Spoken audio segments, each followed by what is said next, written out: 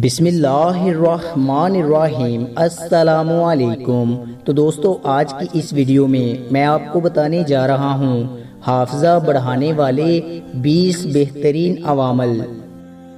Number 1، کلولہ کرنے سے حافظہ تیز ہوتا ہے۔ نمبر 2، جسمانی اور روحانی پاکیزگی سے حافظہ تیز ہوتا ہے۔ نمبر 3، ذہن کو متحرک رکھنے سے حافظہ تیز ہوتا ہے۔ نمبر 4، قرآن پاک کی تلاوت کرتے رہنے سے حافظہ تیز ہوتا ہے۔ نمبر 5، قبلہ رخ بیٹھنے سے حافظہ تیز ہوتا ہے۔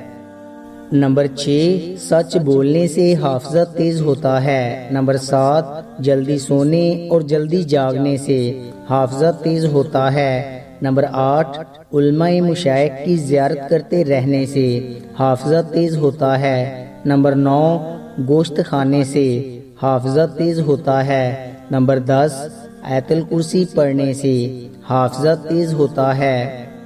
نمبر 11، شب بیداری اور عبادت کرنے سے حافظہ تیز ہوتا ہے۔ نمبر 12، باوضو رہنے سے حافظہ تیز ہوتا ہے۔ نمبر 13، روزہ رکھنے سے حافظہ تیز ہوتا ہے۔ نمبر 14، شہد کا استعمال کرتے رہنے سے حافظہ تیز ہوتا ہے۔ نمبر 15، میٹھی چیز کھانے سے حافظہ تیز ہوتا ہے۔